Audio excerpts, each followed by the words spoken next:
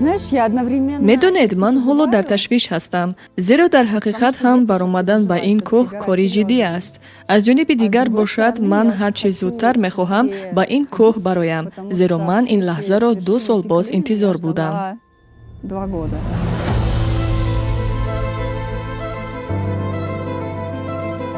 вақте ки шумо дар табиати кӯҳҳои бузург қарор доред, дилатон лабрези фараҳ мегардад ки онро ба забон овардан ғайриимкон аст. аз тамошои табиати нотакрору афсонавӣ эҳсоси шодмонӣ шуморо фаро мегирад.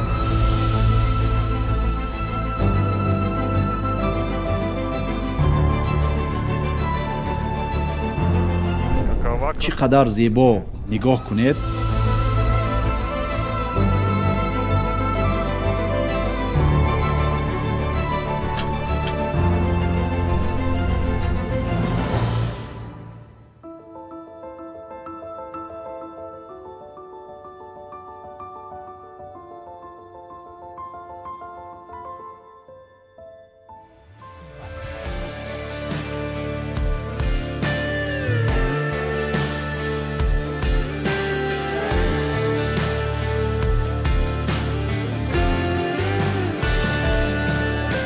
роҳи мо як рӯз тӯл кашид ва ниҳоят мо ба пойгоҳи базавии кӯҳнавардии қуллаи Абуалӣ ибни Сино Аҷиктош расидем, ки дар баландии 3600 метр аз сатҳи баҳр қарор дорад.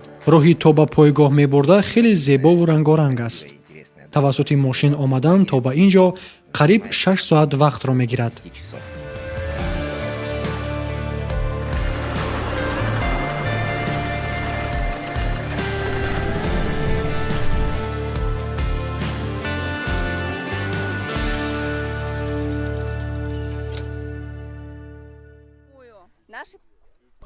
боду ҳавои ин ҷо сард, аммо форам аст. мо аз водиҳои ҳамвор яку якбора ба ин ҷо ба баландии 3600 метр аз сатҳи баҳр баромадем. аз ин ҷо бошад хеле хуб қуллаҳои барфпӯши атроф намоён аст. ҳоло эҳсосот хеле хуб аст.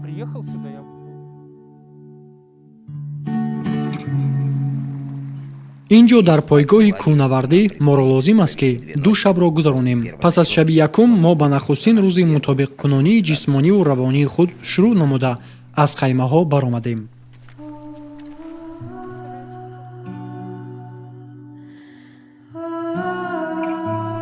ин ҷо лавҳаи хотиравӣ аз аввалин экспедитсияи занҳои кӯҳнавард дар соли 1974 гузошта шудааст, ки бемуваффақият анҷом ёфта буд.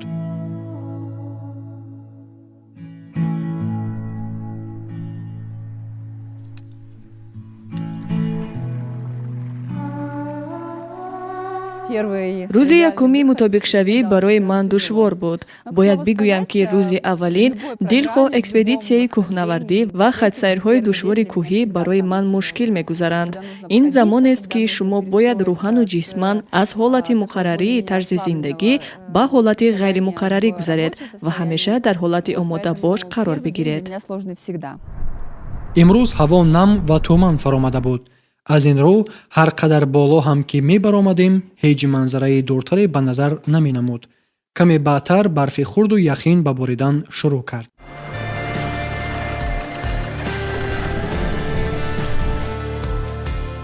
барои ҳамин мо аз тамошои табиати кӯҳҳо ҳаловат бурда натавонистем ва ҳадафи мо низ ин набуд. ҳадафи мо мутобиқшавист ва бо муваффақият мо аз уҳдааш баромадем.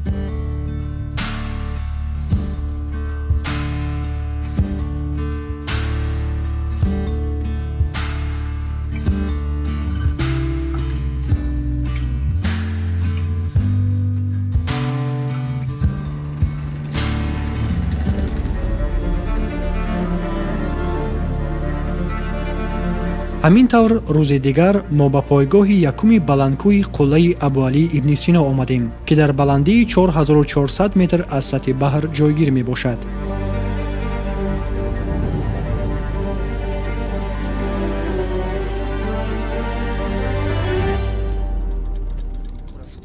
имрӯз мо аз рӯи нақша бояд истироҳат кунем, аммо дар ин маврид миёни мо як масъала аст. Агар истироҳат бошад, пас истироҳати фаъол, вале агар ид бошад, пас иди варзишист. барои ҳамин мо ба қароре омадем ки каме сайру гашт мекунем.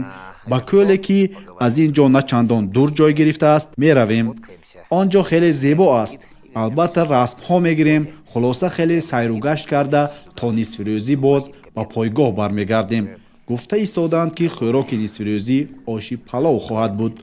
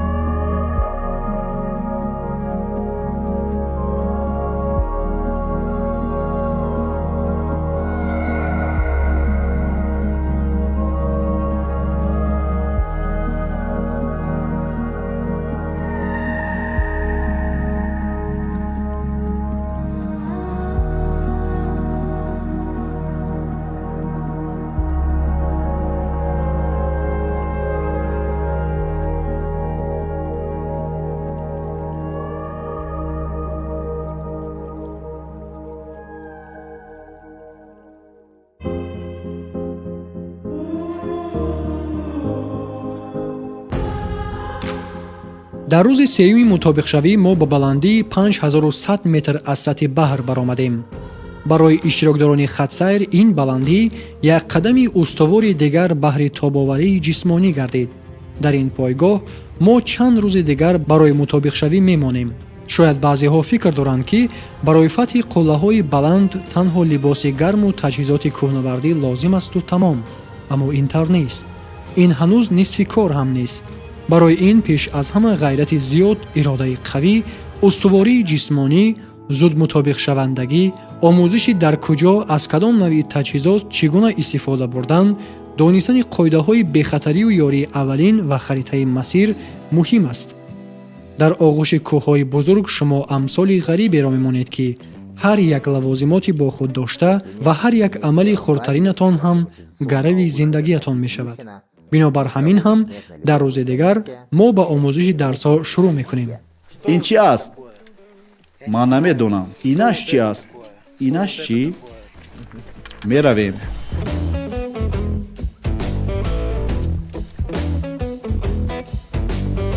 дар ин дарсҳо мо чӣ гуна бо пойафзолҳо барои ях ва нишебиҳо роҳ рафтанро, чӣ гуна истифодаи яхбурҳо, чӣ гуна истифодаи бандҳои бехатарии алоқавӣ дар сурати ногаҳон дармондан ва ё афтодани яке аз аъзоёни гурӯҳ, чӣ гуна бо онҳо баромадан ба баландӣ ва нишебиҳои тез, инчунин ҳангоми фаромадани ногаҳонии тарма меомӯзем.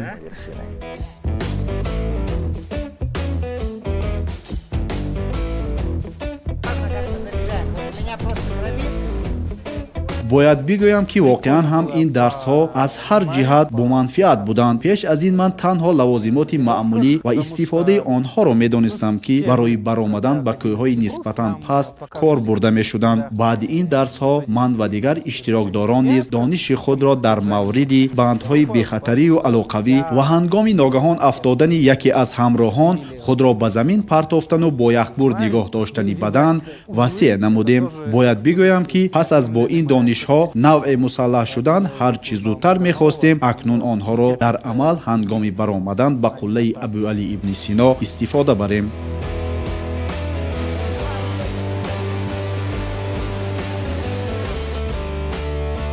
иштирок дар ин гуна дарсҳо барои ман бори аввал аст. ростӣ хеле ҳайратовар аст, чун дарсҳои мо осон ва боз каме душвортар ҳастанд. махсусан фаромадан бо банди эҳтиётӣ аз болои ин пирях барои ман хеле ҷолиб буд. беҳтарин, субҳи фардо ба кӯҳ мебароем. соати 2 саҳар 100% омода ҳастем. меравем.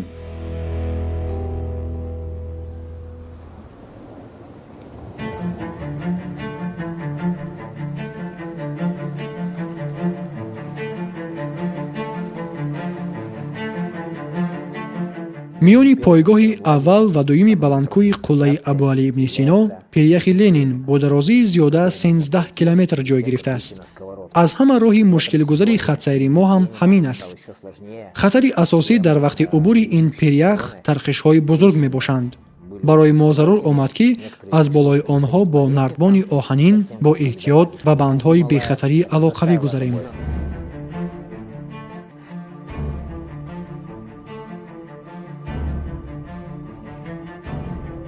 ман бисёр ҳавас доштам ки боре ҳам бошад яхбурро ба пирях занам, мисли кӯҳнавардони ҳақиқӣ. инҷо ҳастанд боз минтақаҳои нишебе ки дар тамоми тӯли масофаашон зарур аст бо бандҳо хазида бароем. хушбахтона ҳама аз уҳдаи ин кор баромаданд.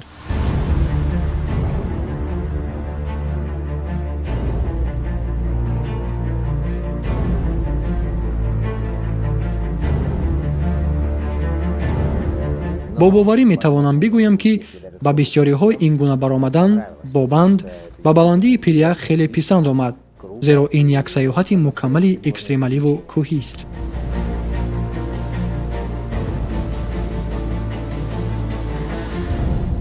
ҷои дурӯғаш нест, дар ҳақиқат ҳам душвор буд.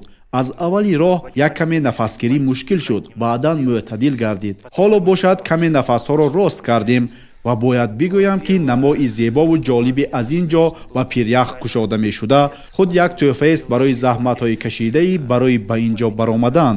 аммо ин пирях хеле бузургу бетаг аст. намехостам ки касе ба ин тарқишҳояш афтад. 5 соат роҳ омадем ва боз 6 соати дигар роҳ рафтан лозим меояд. пеш аз пойгоҳи якум минтақае ҳаст ки онро сковородка ё худ тоба мегӯянд.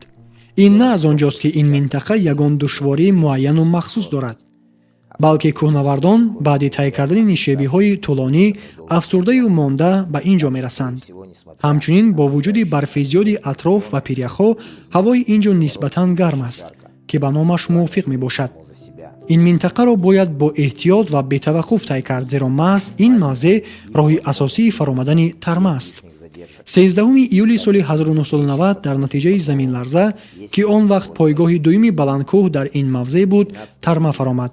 43 нафар ҳалок шуд ва танҳо ба 2 нафар кӯҳнавард имконият даст дод ки зинда монанд.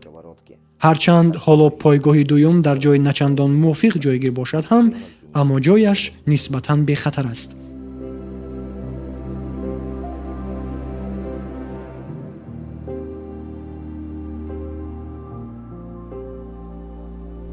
ин ҷо дар баландии 5400 метр аз сатҳи баҳр моро зарур аст ки 2 шаби дигарро бо мақсади мутобиқшавӣ гузаронем.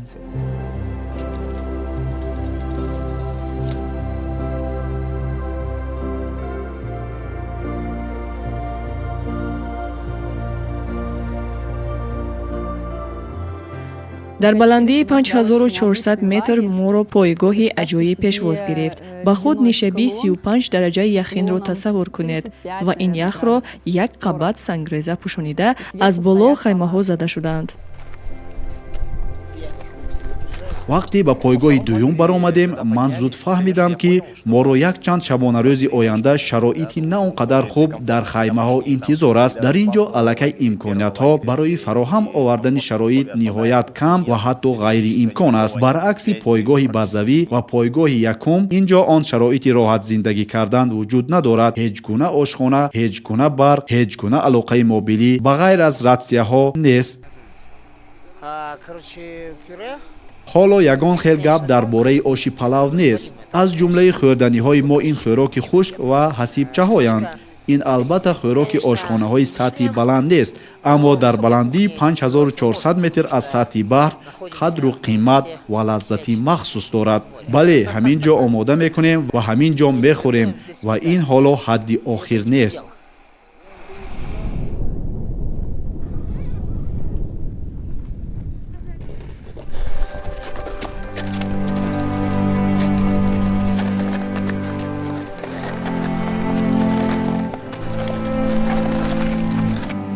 бо мақсади мутобиқшавӣ мо ба кӯҳи нисбатан пасти назди қуллаи Абуалӣ ибн Сино, ки дар баландии 6100 метр аз сатҳи баҳр ҷой гирифтааст, мебароем.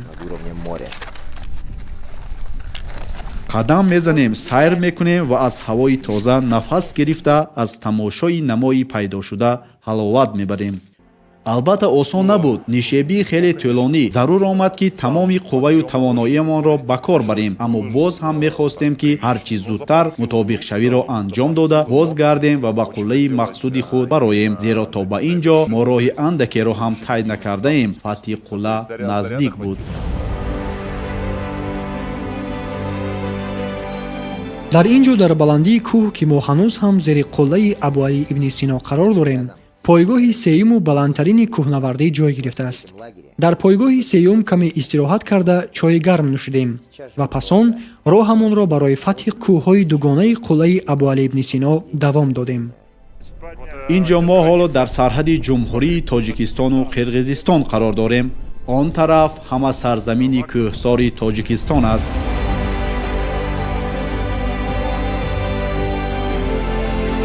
ин гуна кӯҳҳоро ман боре ҳам надидаам. онҳо ҳама гуногун ва ҷолиб ҳастанд, бо шаклу намудҳои номуайяну нотакрор. ин дуввумин баландии фатҳшуда дар давоми экспедитсияи мост ки мақсади ниҳоияш албатта фатҳи қуллаи Абуалӣ ибни Сино мебошад.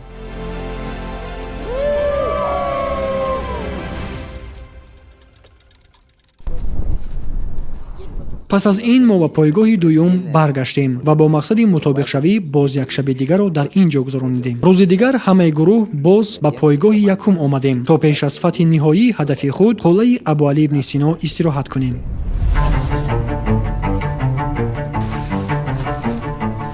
ба ҳама субҳ бахайр.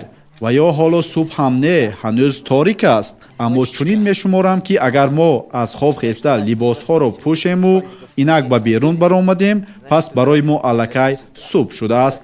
хуш, ба тамоми лавозимоти зарурии кӯҳнавардӣ мусаллаҳ шуда ҳама таҳти омодабошии қатъӣ қарор мегирем. оҳиста ба қадамзаниҳои оғози боз як таърих шурӯъ мекунем.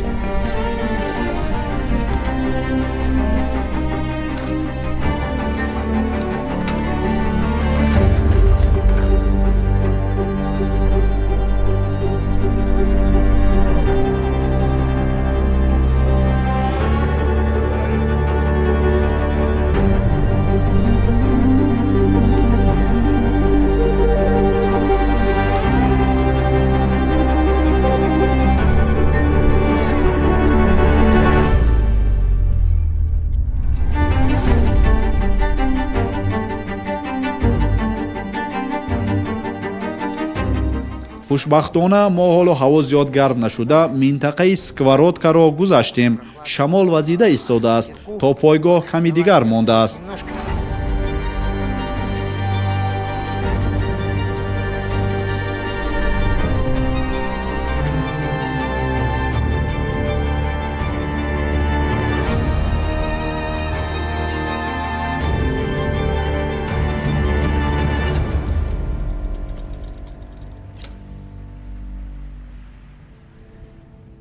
ман аз барои вазъи ҳаво дар ташвишам, зеро ҳоло аввали мавсим аст ва баъзан ҳолате мешавад ки пешгӯии обу ҳаво ғайриимкон мегардад. баъзан ҳаво зуд тағйир меёбад ё аз сатҳи сифр боло ва баъзан паст мефарояд. ман аз қувваю тавоноии гурӯҳ ва иродаи қавии онҳо боварӣ дорам. дар баландии ниҳоӣ будани мо аз мусоидаи вазъи ҳаво низ вобаста аст.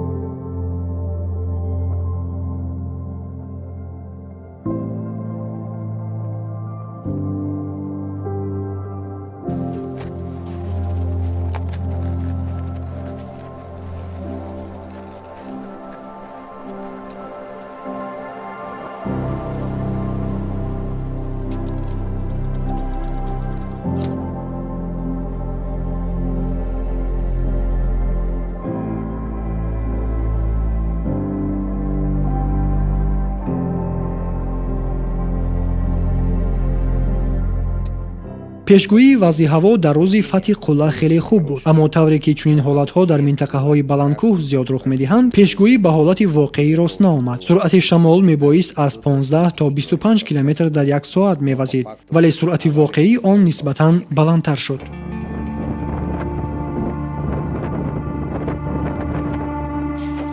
бори дигар субҳ ба хайр. ана ин ҷо мо барои чой газро даргирон кардем. обро бошад ин хел пайдо мекунем. баъди 15 дақиқа мо ба роҳ мебароем. бояд бигӯям ки як ҳолате ки ҳамаи моро ба ҳам меоварад ва риштаҳои дӯстиамонро боз ҳам мустаҳкам менамуд, ин вақти рафиқонам ба ман ва ман ба онҳо ҳамеша боварӣ доштам ва мудом ба онҳо такя мекардам. ҳарчанд доду гирифти мо дар мисоли дастмолча, ҷойгар ё дигар лавозимоту дастгирии кӯчак зоҳир мегардид, аммо аз як тараф худро хеле ором эҳсос мекардем, зеро медонистам ки ҳамроҳонам дар барам ҳастанд ва бовар дорам дар ҳар ҳолати зарурӣ омодаи кӯмак ҳастанд. ба мо зарур аст ки гарм пӯшем. ҳаво хеле сард аст. дастпӯшакҳои эҳтиётӣ, кӯлоҳи гарм, курткаи ғафси гармидор, шарф. ҳозир мо ба роҳ мебароем ва ниҳоят ба ҳадафи худ мерасем.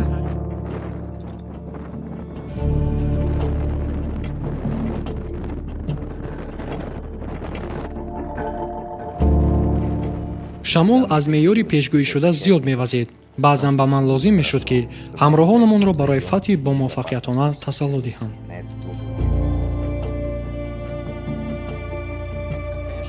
ҳама ба вазъи ҳавои мусоид умедвор буданд, аммо ҳамин ки субҳи барвақт аз хаймаҳо берун шуда ба роҳ баромадем, донистем ки фатҳи қулла таври чашмдошт будем на чандон осон даст хоҳад дод. бинобар ин рӯҳиямон ва худи фазои баромадан ба қулла зери шиддат қарор дошт. нишебии тӯлонӣ, сардӣ, шамоли сахт ва бар замми ҳамаи ин ками ҳарос. қадам ба қадам, метр ба метр, бо сабру таҳаммул мо талоши ба боло баромаданро мекардем. вақте ба хамгашти кӯҳ расида ниҳоят ба фатҳи қуллаи асосӣ шурӯъ кардем ва баъзеҳо ин ҷо аллакай сардардӣ ва вазнинии ҷуздонҳои пурбор таъсири бештар мекард, аммо ҳамагон медонистанд ки роҳи зиёд тай шуда то ба ин ҷо расидан машаққати зиёд кашиданд ва дигар роҳи бозгашт нест, танҳо ба пеш. медонед, ман ҳоло дар ташвиш ҳастам, зеро дар ҳақиқат ҳам баромадан ба ин кӯҳ кори ҷиддӣ аст. аз ҷониби дигар бошад, ман ҳар чӣ зудтар мехоҳам ба ин кӯҳ бароям, зеро ман ин лаҳзаро 2 сол боз интизор будам. 2 сол пеш ман рӯҳам барои баромадан ба қуллаи 7000 метра омода набудам. инчунин таҷрибаи кофии кӯҳгардии тӯлонӣ надоштам. ва ин 2 сол ман ҳамеша фикр мекардам ва омодагӣ медидам, ки рӯзе мешавад ва ман ба қуллаи Абу-Али ибни Сино мебароям.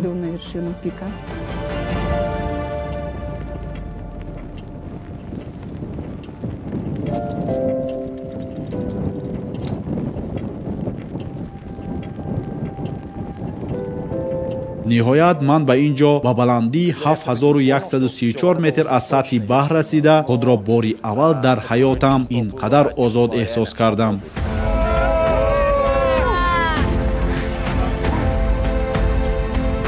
пойгоҳи сеюм, ин ман Котляр. мо дар баландтарин нуқта. 8 нафар, ҳама хуб аст. мисли саҳар он қадар шамоли сахт нест.